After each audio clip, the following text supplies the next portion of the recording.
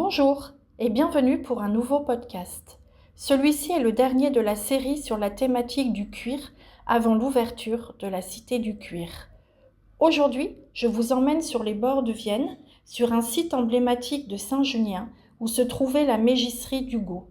C'est le lieu de la prospérité industrielle de Saint-Junien et de son histoire sociale. Nous sommes loin du tumulte qui régnait ici jusque dans les années 30, quand la mégisserie d'Hugo a cessé son activité. Messieurs Lucien Dumas et François Raymond ont géré pendant plusieurs années une ganterie. Soucieux de travailler des peaux de bonne qualité et profitant des connaissances de François Raymond, ils fondent la mégisserie d'Hugo en 1875.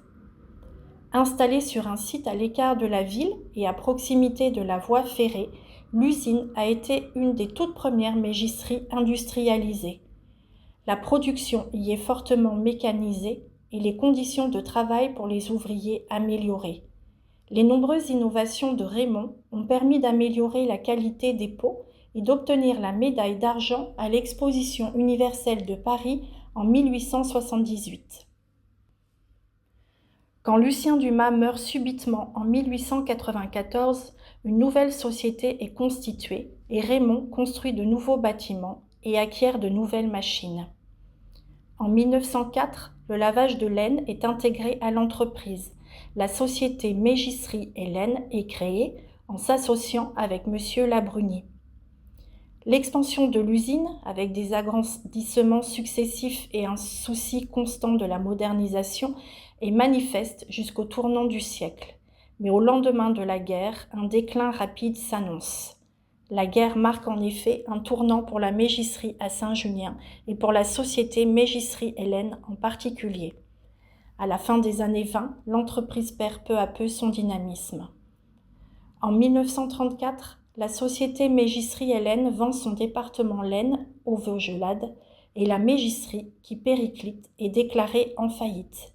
Machines et bâtiments sont vendus les années suivantes. Les bâtiments d'Hugo vont connaître de nouveaux destins avec des entreprises qui réutilisent par portions les différents bâtiments. À la fin de la Seconde Guerre mondiale, la société des Vaugelades est prospère.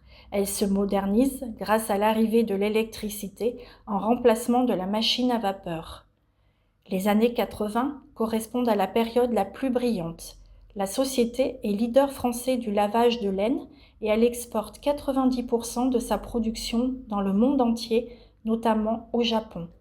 En effet, la laine française est appréciée pour la fabrication de produits de literie.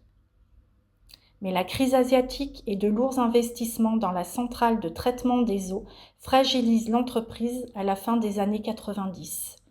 L'entreprise Vaugelade cesse son activité en 2000. Les bâtiments de l'usine Vaugelade entouraient une grande cour, laissant libre l'accès à la Vienne.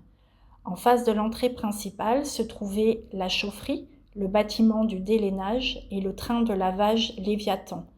À l'est, l'atelier de teinture et une cour couverte pour le stockage des laines. À l'ouest, un séchoir et deux grands entrepôts de laine. La Cité du Cuir est installée au sein de cette friche industrielle réhabilitée. Elle sera un lieu de conservation de la mémoire des métiers du cuir et un espace de valorisation des savoir-faire.